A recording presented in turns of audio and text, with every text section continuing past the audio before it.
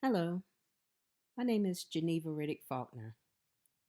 When people ask me why I want to become a school leader, my answer doesn't begin with my career. It begins in a small rural town called Rich Square, North Carolina. I grew up surrounded by cotton and peanut fields. Just weeks before my sixth birthday, my mother was killed in a car accident. She was an only child, and in an instant, my grandparents became parents again as they took in all six of us.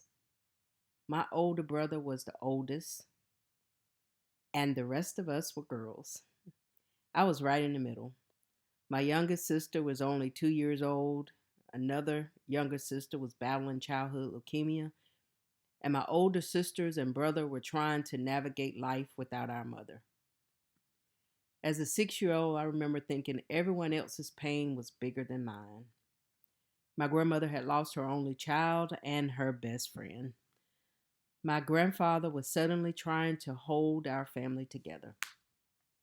My younger sister needed constant medical care, and the baby naturally required everyone's attention. I didn't want to be another problem they had to worry about, so I stopped talking about how I felt. I convinced myself that being strong meant staying quiet.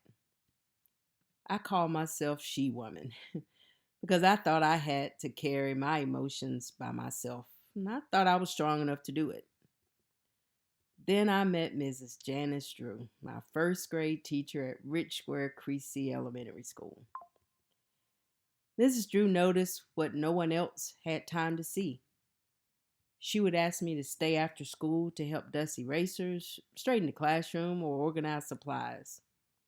We lived in the same neighborhood, so those few extra minutes together became part of my routine. It wasn't until I was older that I realized those moments were never about helping in the classroom. They were about helping me. Miss Drew made me feel important at a time when I didn't think I was. She listened without asking me to explain my pain. She made me feel seen without making me feel different. Looking back, I realized she gave me something I desperately needed: permission to matter. Even after I left for college, I made it a point to visit Mrs. Drew whenever I came home. When I eventually moved back to Rich Square, I continued visiting her because she remained such an important part of my life. Recently, I visited her gravesite.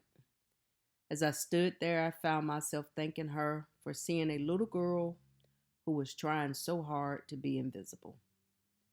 I don't know if she ever realized how much she changed my life, but I carry her lessons with me every day. Life eventually took me from the flat farmland of eastern North Carolina to the mountains of West Virginia. During my student teaching, I learned that my role as an educator was about much more than teaching mathematics. Many of my students had never had an African American teacher. They asked questions that reflected what they had been taught to believe. One of my last days, a student told me that what her grandparents had said about African Americans couldn't be true because she knew me. That moment reminded me that education is about more than teaching content. Sometimes simply showing up with compassion, professionalism, and authenticity can change the way someone sees the world. Over the next 36 years, I worked as an admissions counselor, helping students from Washington, D.C., Pittsburgh, and other communities make the transition to college. I returned home to teach at my local community college before becoming a seventh grade math and science teacher. As a new teacher, I was also asked to coach cheerleading, and I later coached community basketball. Those experiences taught me that leadership doesn't only happen inside of a classroom. It happens anywhere young people need someone who believes in them. As my career continued, I moved into leadership roles supporting teachers and administrators through curriculum, instruction, and data analysis. While my responsibilities changed, my purpose never did. This course helped me realize that my why has been with me all along. Simon Sinek says that great leaders begin with their why, and mine began in Mrs. Drew's classroom. She taught me that one caring educator can change the direction of a child's life. The course readings on trust reinforce that strong schools are built through relationships, honesty, and genuine care for others, not just policies and procedures. As a future school administrator, I want every student to know they matter.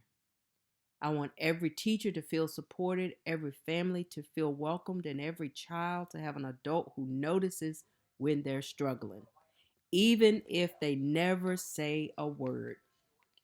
Mrs. Drew noticed me.